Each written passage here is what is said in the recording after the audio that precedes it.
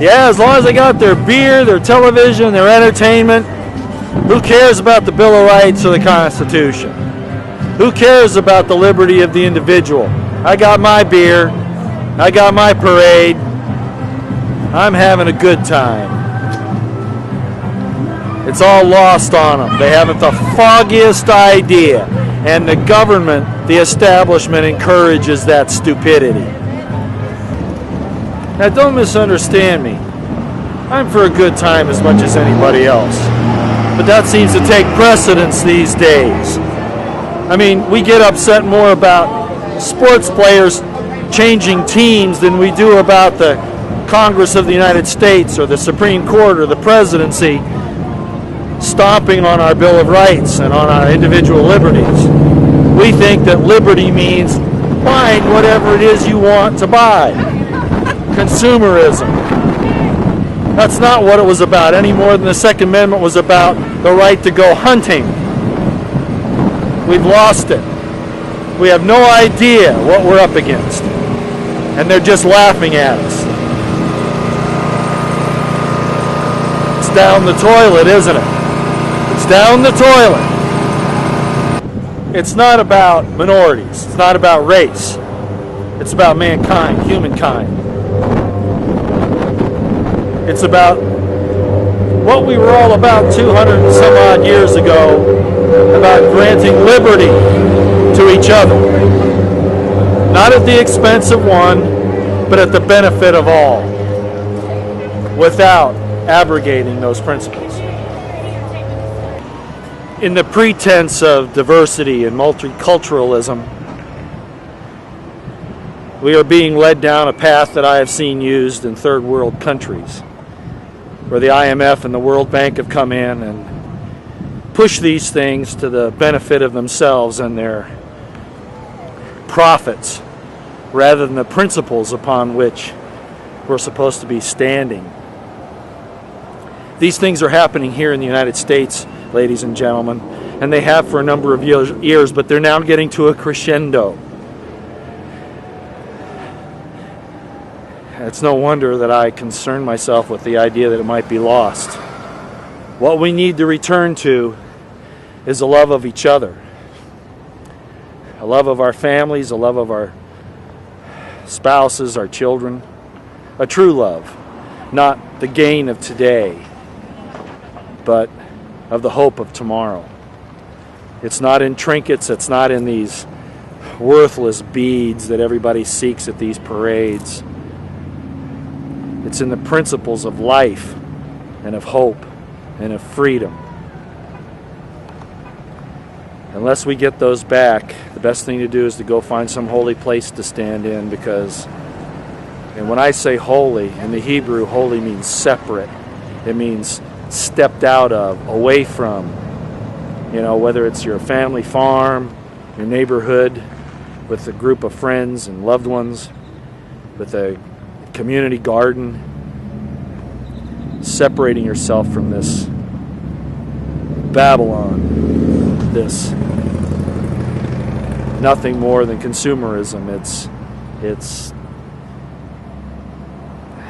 entire idea of it's what you have that makes who you are.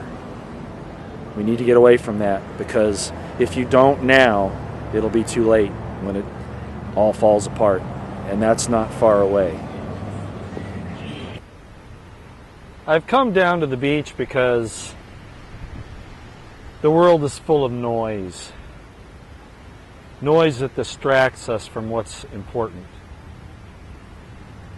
Down here, even though there's still noise in the background, you can hear the sounds of nature, the things that rest the soul, that make life truly worth living.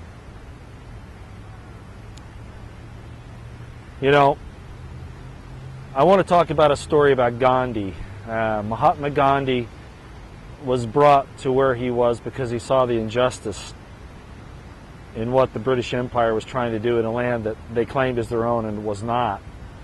And at one point the British Empire began to tax what came from this source of water, salt, something God gave to all of us freely. Now, salt you can get out of the water by just, making a small pool and drying it, and the salt would magically appear. It was a free gift of God. But the British Empire decided to tax that free gift of God. We're seeing some of those same things happen today. The carbon tax that they keep trying to push on us, saying that, the climate's changing. Well, climate has changed for thousands upon thousands, if not millions of years. It's nothing new. We need to adapt to it.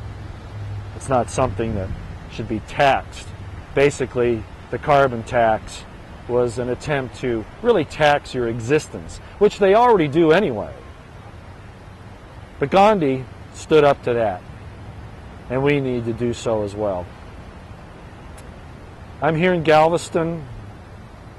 Didn't intend to stay for the Mardi Gras, but it spoke to me, as you can see, and I think there's a lesson to be learned here. Not that it isn't okay to have a good time, because it is, but good times need to be based upon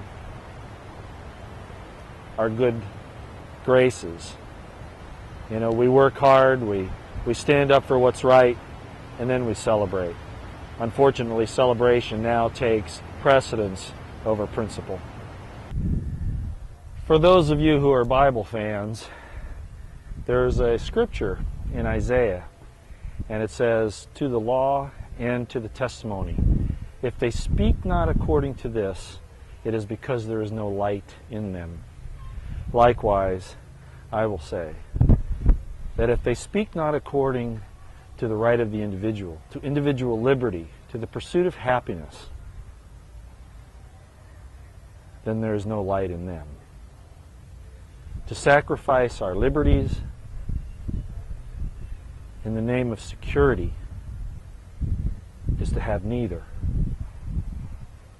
And I believe another great American said that, and that was Benjamin Franklin. Although I'm sure that Thomas Jefferson, George Washington, and those would have echoed those same ideas. Those weren't perfect men. They had their agendas. Some of them were rich. We have this idea that many of the founding fathers were, in it for their own money, their own selfishness. And there's some truth to that, but rational self-interest is only right. It's when you agree to give that to others that you show how worthwhile you are. And that's what they tried to do. I'm not saying they didn't make mistakes, but the foundations they laid were very similar to the teachings of another great man that lived 2,000 years ago. And as the fog continues to descend upon this small city on the Gulf of Mexico, so the fog of history is taking its toll on that man. But no matter how you view him, be him the Son of God or a great prophet or just a philosopher, what he stood for was the right of the individual to their own lives, to make their own mistakes, to learn from those mistakes. He had an issue with the nations because he took care of the individual. And what you have to remember about that man was it was a government that killed him. You can blame it on the Jews if you want, but historically that doesn't quite work out. That's another issue for another time. The bottom line is the government carried out that sentence.